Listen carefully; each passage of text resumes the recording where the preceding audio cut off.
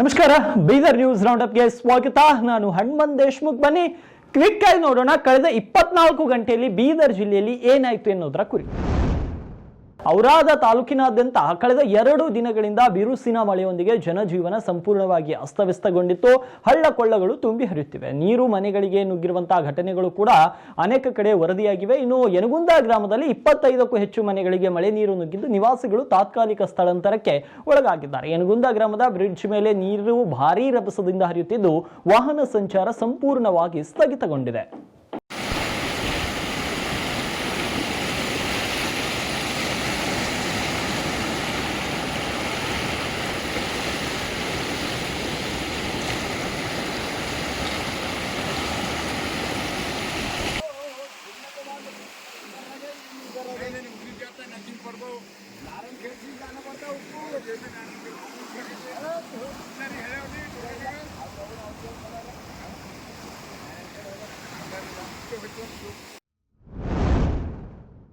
ಬೀದರ್ ಜಿಲ್ಲೆಯಾದ್ಯಂತ ಕೆಲ ದಿನಗಳಿಂದ ಭಾರೀ ಮಳೆ ಮುಂದುವರೆದಿದ್ದು ಜನಜೀವನಕ್ಕೆ ಅಡ್ಡಿ ಉಂಟು ಮಾಡಿದೆ. ಭಾಲ್ಕಿ, ಬಸವಕಲ್ಯಾಣ, ಔರಾದ್ ಸೇರಿದಂತೆ ಹಲವು ತಾಲೂಕುಗಳಲ್ಲಿ ತೀವ್ರ ಮಳೆಯಾಗಿದ್ದು ಮಕ್ಕಳ ಹಿತದೃಷ್ಟಿಯಿಂದ ಇಂದು ಶಾಲಾ ಕಾಲೇಜುಗಳಿಗೆ ರಜೆಯನ್ನು ಕೂಡ ಘೋಷಿಸಲಾಗಿತ್ತು. ರೈತರ ಹಿತದೃಷ್ಟಿಯಿಂದ ಕಂದಾಯ ಅಧಿಕಾರಿ ಮತ್ತು ಇತರ ಎಲ್ಲ ಅಧಿಕಾರಿಗಳು ರೈತರ ಹೊಲಗಳಿಗೆ ನೀರು ನುಗ್ಗದಂತೆ ಅವರಿಗೆ ಯಾವ ರೀತಿ ನೀರು ನುಗ್ಗಿದ್ರು ಕೂಡ ಯಾವ ರೀತಿ ಬೆಳೆಗಳ ಪೋಷಣೆ ಮಾಡಬೇಕು ಅನ್ನೋದ್ರ ಕುರಿತು ಮಾಹಿತಿಯನ್ನು ಕೂಡ ನೀಡುತ್ತಿದ್ದಾರೆ.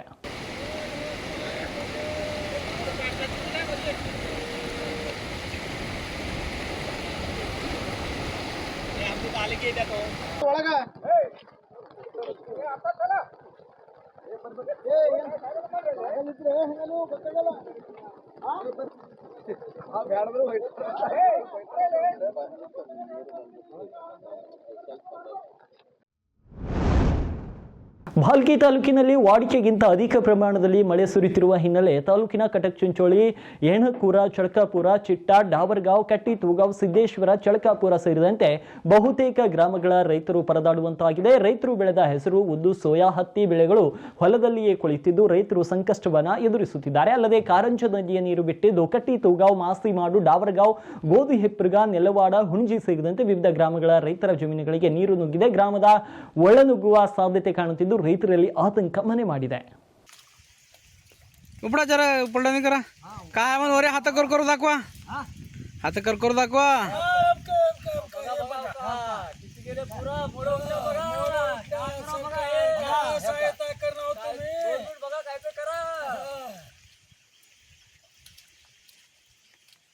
उठून तिथंच आहे.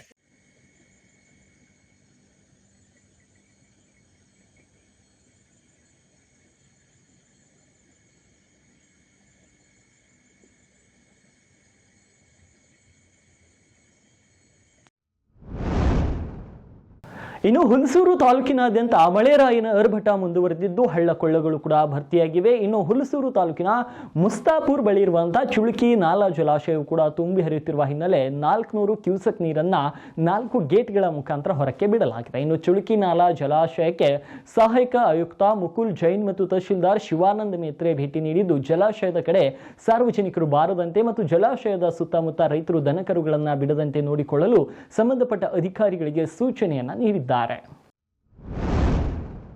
ಇತ್ತ ಭಾಲ್ಕಿ ತಾಲೂಕಿನಲ್ಲಿಯೂ ಕೂಡ ಸತತವಾಗಿ 2 ದಿನಗಳಿಂದ ಸುರಿಯುತ್ತಿರುವ ಮಳೆ ಹಾಗೂ ಕಾರಂಜಿ ಜಲಾಶಯದ ನೀರು ಹೊರಗೆ ಬಿಡುತ್ತಿರುವುದರ ಹಿನ್ನೆಲೆ ಇಂಚೂರು ಬಳಿಯ ಸೇತುವೆ ಮೇಲಿಂದ ನೀರು ಹರಿಯುತ್ತಿದ್ದು ಸಂಚಾರ ಸ್ಥಗಿತಗೊಂಡಿದೆ. ಇನ್ನು ಭಾಲ್ಕಿ ಹುಮ್ನಾಬಾದ್ ಮುಖ್ಯ ರಸ್ತೆ, ದಾಡ್ಗಿ ಬ್ರಿಡ್ಜ್, ಆನಂದವಾಡಿ, ನಿಡೇಬಂದ್, ಡಾವರ್ಗಾಂವ್ ಬಳಿಯ ಸೇತುವೆಗಳ ಮೇಲಿಂದ ನೀರು ಹರಿಯುತ್ತಿದೆ. ನೀರು ಕಡಿಮೆಯಾಗುವವರೆಗೂ ಸಂಚಾರ ಬಂದ್ ಆಗಿರುವುದರಿಂದ ಸವಾರರು ಪರದಾಡುವಂತಹ ಪರಿಸ್ಥಿತಿ ಎದುರಾಗಿದೆ. ಈ ಕುರಿತು ನಮ್ಮ ಭಾಲ್ಕಿಯ ಪ್ರತಿನಿಧಿ ಇವತ್ತು ಸ್ಥಳಕ್ಕೆ ಭೇಟಿ ನೀಡಿ ಅಲ್ಲಿಂದಲೇ ಇವತ್ತು ಪ್ರತ್ಯಕ್ಷ ವರದಿಯನ್ನು ಕೂಡ ಮಾಡಿದ್ರು.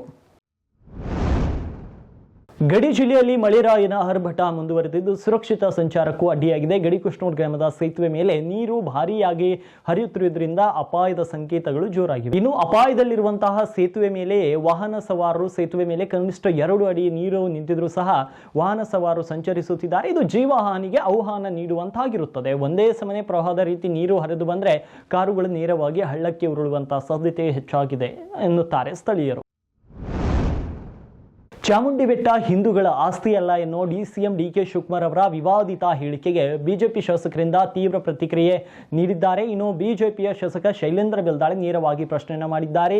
ಹಿಂದೂಗಳ ಆಸ್ತಿ ಅಲ್ಲ ಎಂದ್ರೆ ಇನ್ಯಾರದ್ದು? ಚಾಮುಂಡಿ ಬೆಟ್ಟದಲ್ಲಿ ಹಿಂದೂ ಧಾರ್ಮಿಕ ದತ್ತಿ ಇಲಾಖೆ ಬೋರ್ಡ್ ಹಾಕಿದ್ದೆ, ಅದನ್ನೇಕೆ ಮರೆತು ಹೋಗಿದ್ದೀರಾ? ಮೊನ್ನೆ ವಿಧಾನಸಭೆಯಲ್ಲಿ ಸಂಘದ ಹಾಡು ಹಾಡಿದಾಗ ಅವರ ಪಕ್ಷದಲ್ಲಿ ವಿರೋಧ ವ್ಯಕ್ತವಾಯಿತು. ಈಗ ಮತ್ತೊಂದು ಇಂತಹ ಹೇಳಿಕೆ ನೀಡಿ ಪಕ್ಷದ ಒಳ ರಾಜಕೀಯದಲ್ಲಿ ತಮಗೆ ಖುಷಿಪಡಿಸಿಕೊಳ್ಳಲು ಡಿಕೆ ಹೊರಟಿದ್ದಾರೆ. ಕೇವಲ ಹಿಂದೂ ಧರ್ಮ ಮತ್ತು ದೇವಾಲಯಗಳನ್ನೇ ಟಾರ್ಗೆಟ್ ಮಾಡ್ತಾರೆ ಕಾಂಗ್ರೆಸ್ ನಾಯಕರು ಎಂಬ ಆರೋಪವನ್ನು ಶಾಸಕರು ಮಾಡಿದ್ದಾರೆ.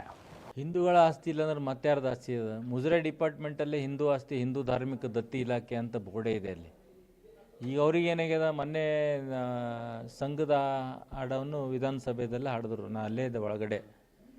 ಈಗ ಅವ್ರಿಗೆ ಹೇಗಾದ್ರೂ ಮಾಡಿ ಪಾರ್ಟಿಯಲ್ಲಿ ಅವರಿಗೆ ವಿರೋಧ ಮಾಡೋದಾಗಲಿ, ಅವ್ರಿಗೆ ಕ್ಷಮೆ ಕೋರೋದಾಗಲಿ, ದೇಶದ ಬಗ್ಗೆ ಹಾಡ ಹಾಡಿದ್ರೆ, ನಮ್ಮ ಭೂಮಿ ಬಗ್ಗೆ, ನೆಲದ ಬಗ್ಗೆ ಹಾಡ ಹಾಡಿದ್ರೆ ಕಾಂಗ್ರೆಸ್ಸಿಗರು ಅವ್ರಿಗೆ ಕ್ಷಮೆ ಕೋರ್ಬೇಕಂದ್ರೆ ಯಾವ ಮನಸ್ಥಿತಿ ಕಾಂಗ್ರೆಸ್ ಎಲ್ಲಿಗೆ ಬಂದಿದೆ ನೋಡಿ. ಹರಿಪ್ರಸಾದ್ ಆಗಲಿ, ಇನ್ನೊಬ್ಬರು ಬೇರೆ ಅವರು ಖರ್ಗೆ ರಾಷ್ಟ್ರೀಯ ಅಧ್ಯಕ್ಷ ಆಗಲಿ, ಅದರಲ್ಲಿ ಏನಿದೆ? ನಮಸ್ತೆ ಸದಾ ವತ್ಸಲೆ ಮಾತ್ರ ಭೂಮಿ ಬಗ್ಗೆ ಗೌರವ, ಭೂಮಿ ಬಗ್ಗೆ ಪ್ರೀತಿ, ವಿಶ್ವಾಸ, ನಮ್ಮ ಸನಾತನ ಧರ್ಮ. ಈಗ ಬೇರೆ ದೇಶದಾಗ ಇದಾರೆ ಇವರು. ಕಾಂಗ್ರೆಸ್ದವರು ಕೂಡ ಭಾರತ ದೇಶದಲ್ಲೇ ಇದ್ದಾರೆ. ಆ ಒಂದು ಗೀತೆ. ಇನ್ನು ಭಾಲ್ಕಿ ತಾಲೂಕಿನಲ್ಲಿ ಸುರಿಯುತ್ತಿರುವ ಧಾರಾಕಾರ ಮಳೆಯಿಂದಾಗಿ ಹಲವೆಡೆ ಸೇತುವೆಗಳು ಮುಳುಗಿ ಗ್ರಾಮಗಳ ಸಂಪರ್ಕ ಕಡಿತವಾಗಿದೆ. ಇಂದು ಭಾಲ್ಕಿ ತಾಲೂಕಿನ ಮಳೆ ಹಾನಿ ಹಾಗೂ ಬೆಳೆ ಹಾನಿ ಪ್ರದೇಶಗಳಿಗೆ ಜಿಲ್ಲಾ ಉಸ್ತುವಾರಿ ಸಚಿವ ಈಶ್ವರ್ ಖಂಡ್ರೆ ಅವರು ಭೇಟಿ ನೀಡಿ ಸ್ಥಳೀಯರ ಸಮಸ್ಯೆಗಳನ್ನು ಆಲಿಸಿ ಪರಿಶೀಲನೆಯನ್ನು ನಡೆಸಿದ್ದಾರೆ. ಬೆಳೆ ಹಾನಿಗೆ ಸೂಕ್ತ ಪರಿಹಾರ ನೀಡಲು ಸರ್ಕಾರದಿಂದ ತಕ್ಷಣ ಕ್ರಮ ಕೈಗೊಳ್ಳುವುದಾಗಿ ರೈತರಿಗೆ ಈಶ್ವರ್ ಖಂಡ್ರೆ ಭರವಸೆಯನ್ನು ನೀಡಿದ್ದಾರೆ.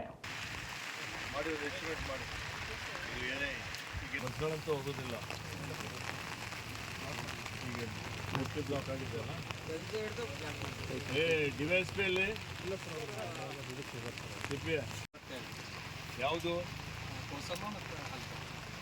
ಅಲಿಪುರ್ಗೆ ಏನಾಗಿಲ್ಲ. ಬ್ರಿಡ್ಜ್ಕಮ್ ಬ್ಯಾರೇಜ್ ಎಷ್ಟಿದೆ?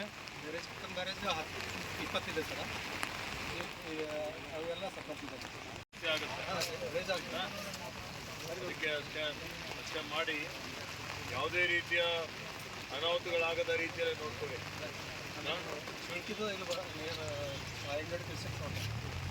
ಚುಲ್ಕಿದಿಂದ ಎಷ್ಟು? ಈಗ ಇದು ಕಾರಂಜ ಡಿಸ್ಚಾರ್ಜ್ ಅದ, ಚುಲ್ಕಿ ಡಿಸ್ಚಾರ್ಜ್? ಎರಡು ಎಲ್ಲಿ ಸೇರ್ತವೆ? ಕಾರಂಜ ಇಲ್ಲೇ ಸೇರ್ತವೆ, ಎರಡು ಕೂಡಿ. ಇದು ಮುಂದೆಲ್ಲ ಹೋಗ್ತದೆ? ಈಗ ಇದು ನಾರದ ಸಂಗಮಲ್ಲಿ ಹೋಗಿ ಮಾಂಜ್ರಾ ಜಾಯ್ನ್ ಆಗ್ತದೆ. ಅದು ಮಾಂಜ್ರಾದು ಎಲ್ಲನೇ ಕ್ಲೋಸ್ ಆಗಿರ್ಬೇಕು. ನೀರು ಬಿಟ್ಟು ಇತ್ತೀಚೆಗೆ ಸುರಿಯುತ್ತಿರುವ ಧಾರಾಕಾರ ಮಳೆಯ ಪರಿಣಾಮ ಬೇಲೂರು ಗ್ರಾಮದ ತಂಗೆಮ್ಮ ಶೆಟ್ಟಗಾರ ಎನ್ನುವರ ಮನೆಗೆ ನೀರು ನುಗ್ಗಿದೆ. ಈ ಹಿನ್ನೆಲೆ ಸ್ಥಳಕ್ಕೆ ತಕ್ಷಣ ಧಾವಿಸಿದಂಥ ತಹಶೀಲ್ದಾರ್ ಶಿವಾನಂದ್ ಮೆಹ್ರೆ ಪರಿಸ್ಥಿತಿಯನ್ನು ಪರಿಶೀಲನೆ ಮಾಡಿ ಉತ್ತರ ಕರ್ನಾಟಕ ಸುದ್ದಿವಾಹಿನಿಗೆ ಮಾತನಾಡಿದ್ದಾರೆ. ತಾಲೂಕಿನಾದ್ಯಂತ ಭಾರೀ ಮಳೆ ಸುರಿಯುತ್ತಿದೆ. ಸಾರ್ವಜನಿಕರು ನದಿ ತೀರ ಹಾಗೂ ಸೇತುವೆ ಪ್ರದೇಶಗಳಿಗೆ ಹೋಗಬಾರದು. ಗೋರ್ಟಾ ಗ್ರಾಮದ ಚುಳುಕಿ ನಾಲಾ ಜಲಾಶಯ ಹಾಗೂ ಬ್ರಿಡ್ಜ್ಗಳು ತುಂಬಿದ್ದು ರೈತರು ಹೆಚ್ಚು ಎಚ್ಚರಿಕೆಯಿಂದ ಇರಬೇಕು ಅಂತ ಎಚ್ಚರಿಸಿದ್ದಾರೆ. ಮಳೆ ಇರೋದ್ರಿಂದ ಮುಂಜಾಗ್ರತಾ ಕ್ರಮವಾಗಿ ಎಲ್ಲ ಶಾಲೆ ಕಾಲೇಜುಗಳಿಗೆ ಇವತ್ತು ರಜೆ ನೀಡಲಾಗಿದೆ.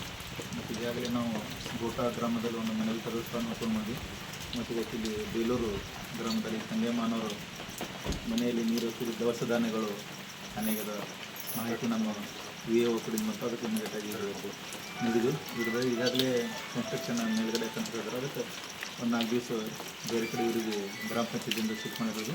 ಮತ್ತು ಇನ್ನು ಮುಂದೆ ನೀರು ಬರಲಾರ್ದಂಗೆ JCB ಮುಂದೆ ಸ್ಟಾಪ್ ಮಾಡಿ ಜನರಿಗೆ ಯಾವ ರೀತಿ ಮುಂದೆ ಈಗಾಗಲೇ ನಮ್ಮದು ತಾಲೂಕಿನಲ್ಲಿ ಕೃಷಿ ನಾಲ ಅಂತೇಳಿ ಮುಸ್ತಫರ್ ಡ್ಯಾಮ್ ಹತ್ರ 5 ಗೇಟ್ ಈಗಾಗಲೇ ನಾವು ನೀರು ಬಿಟ್ಟಿದ್ದೀವಿ.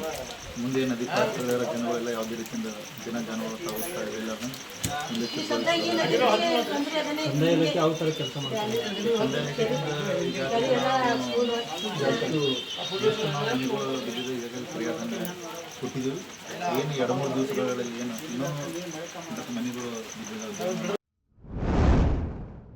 ಬೀದರ್ ನಗರದಲ್ಲಿರುವಂತಹ ಡಿಪೋ ನಂಬರ್ 1ರಲ್ಲಿ ರಾಜ್ಕುಮಾರ್ ಎಂಬ ಬಸ್ ಚಾಲಕ ನೇಣು ಬಿಗಿದುಕೊಂಡು ಆತ್ಮಹತ್ಯೆ ಮಾಡಿಕೊಂಡಿರುವಂತಹ ಘಟನೆ ಜರುಗಿದೆ. Bidar to Ballari sleeper coach driver ಆಗಿದ್ದ ರಾಜ್ಕುಮಾರ್ ಅವರು ಅಣದೂರು ಗ್ರಾಮದ ನಿವಾಸಿಯಾಗಿದ್ದು 5 ತಿಂಗಳಲ್ಲಿ ನಿವೃತ್ತಿ ಆಗಬೇಕಾಗಿತ್ತು. ರಾತ್ರಿ 8 ಗಂಟೆಗೆ ಬೀದರ್ನಿಂದ ಬಳ್ಳಾರಿಗೆ ಹೋಗಬೇಕಿತ್ತು. ಆಗಲೇ ಫೋನ್ ಸ್ವಿಚ್ ಆಫ್ ಆಗಿದ್ದು ಡಿಪೋ ಅಧಿಕಾರಿಗಳು ಮತ್ತೊಬ್ಬ ಚಾಲಕನ ಮೂಲಕ ಬಸ್ ಅನ್ನು ಕಳಿಸಿದ್ರು. ಬಸ್ ಅನ್ನು ಸ್ವಚ್ಛಗೊಳಿಸಲು ಹೋದಾಗ ಚಾಲಕ ನೇಣು ಬಿಗಿದ ಸ್ಥಿತಿಯಲ್ಲಿ ಆತನ ದೇಹ ಪತ್ತೆವಾಗಿದ್ದು ಈಗ ಘಟನೆ ಕುರಿತು ತನಿಖೆ ಮುಂದುವರೆದಿದೆ.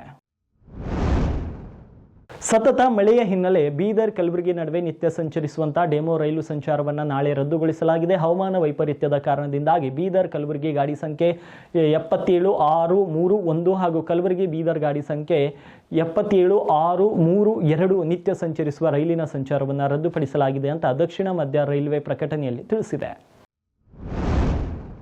ಬೀದರ್ ಜಿಲ್ಲೆಯಲ್ಲಿ ಕಳೆದ 24 ಗಂಟೆಗಳಲ್ಲಿ ಅಂದರೆ ಆಗಸ್ಟ್ 27 ಬೆಳಗ್ಗೆ 8 ಗಂಟೆ 30 ನಿಮಿಷದಿಂದ ಆಗಸ್ಟ್ 28 ಬೆಳಗ್ಗೆ 8 ಗಂಟೆ 30 ನಿಮಿಷದವರೆಗೆ 59 mm ಮಳೆಯಾಗಿದೆ. ಸಾಮಾನ್ಯವಾಗಿ 5.4 mm ಆಗಬೇಕಾಗಿದ್ದ ಮಳೆಯ ಪ್ರಮಾಣವು 992% ಹೆಚ್ಚಾಗಿದ್ದು, ಔರಾದ್ನಲ್ಲಿ 98 mm, ಕಮಲ್ನಗರದಲ್ಲಿ 84, ಬೀದರ್ನಲ್ಲಿ 70 mm, ಭಾಲ್ಕಿಯಲ್ಲಿ 51 mm ಮತ್ತು ಹುಮ್ನಾಬಾದ್ನಲ್ಲಿ 43, ಬಸವ ಕಲ್ಯಾಣದಲ್ಲಿ 41, ಹುಲ್ಸೂರಿನಲ್ಲಿ 39, ಚಿಡುಗುಪ್ಪದಲ್ಲಿ 27 ತಾಲೂಕುವಾರು ಮಳೆಯಾಗಿದೆ. ಇನ್ನು ಈ ಕುರಿತು ಜಿಲ್ಲಾಡಳಿತ ವತಿಯಿಂದ ಈ ಮಾಹಿತಿಯನ್ನು ನೀಡಲಾಗಿದೆ.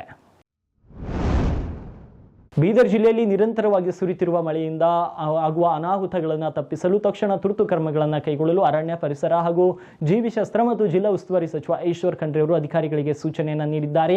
ಅತಿವೃಷ್ಟಿ ನಿವಾರಣೆ ಮಾಡುವಂತಹ ದೃಷ್ಟಿಯಿಂದ ಎಲ್ಲ ಅಧಿಕಾರಿಗಳು ಕೇಂದ್ರ ಸ್ಥಾನದಲ್ಲಿದ್ದು ಕಾರ್ಯನಿರ್ವಹಿಸಲು ಮತ್ತು ಅನಿವಾರ್ಯ ಸಂದರ್ಭವನ್ನು ಹೊರತುಪಡಿಸಿ ರಜೆ ಮಾಡದಿರಲು ಸೂಚನೆಯನ್ನ ಸಚಿವರು ನೀಡಿದ್ದಾರೆ.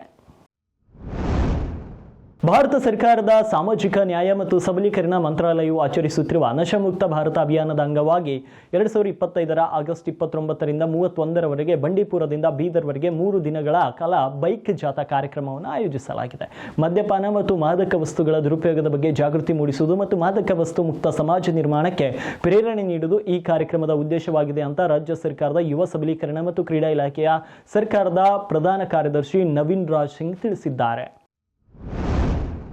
15 ದಿನದೊಳಗಡೆ ಸಮೀಕ್ಷೆಯನ್ನು ಪೂರ್ಣಗೊಳಿಸಿ ವರದಿ ಸಲ್ಲಿಸುವಂತೆ ಅರಣ್ಯ, ಪರಿಸರ ಮತ್ತು ಜೀವಿಶಾಸ್ತ್ರ ಹಾಗೂ ಜಿಲ್ಲಾ ಉಸ್ತುವಾರಿ ಸಚಿವರಾದ ಈಶ್ವರ್ ಖಂಡ್ರೆ ಅವರು ಅಧಿಕಾರಿಗಳಿಗೆ ಸೂಚನೆಯನ್ನು ನೀಡಿದ್ದಾರೆ. ಮಂಗಳವಾರ ಜಿಲ್ಲಾಧಿಕಾರಿಗಳ ಕಚೇರಿ ಸಭಾಂಗಣದಲ್ಲಿ ನಡೆದ ಜಿಲ್ಲೆಯಲ್ಲಿ ಭಾರೀ ಮಳೆಯಿಂದಾಗಿರುವಂತಹ ಹಾನಿಯ ಪರಾಮರ್ಶೆಯ ಸಭೆಯನ್ನು ಉದ್ದೇಶಿಸಿ ಮಾತನಾಡಿದರು. ಔರಾದ್, ಕಮಲ್ನಗರ್ನಲ್ಲಿ ವಾಡಿಕೆಗಿಂತ ಹೆಚ್ಚು ಮಳೆಯಾಗಿ ಬೆಳೆ, ಮನೆ, ರಸ್ತೆ, ಸೇತುವೆ, ಕೆರೆಕಟ್ಟೆಗಳು ಮುಂತಾದವು ಹಾನಿಗೊಳಗಾಗಿ ಬಹಳಷ್ಟು ನಷ್ಟ ಉಂಟಾಗಿದೆ. ಹಾಗಾಗಿ 15 ದಿನದ ಒಳಗಾಗಿ ಸರ್ವೆಯನ್ನು ಮುಗಿಸಿ ವರದಿ ನೀಡುವಂತೆ ಸೂಚನೆಯನ್ನು ನೀಡಿದ್ದಾರೆ. ಇವಾಗಿದ್ವು ಬೀದರ್ ಜಿಲ್ಲೆಯಲ್ಲಿ ಕಳೆದ 24 ಗಂಟೆ ಒಳಗೆ ನಡೆದಂತಹ ಪ್ರಮುಖ ಸುದ್ದಿಗಳು. ಮತ್ತೆ ನಾಳೆ ಸಿಗ್ತೀನಿ ಬೀದರ್ ನ್ಯೂಸ್ ರೌಂಡ್ ಅಪ್ನಲ್ಲಿ.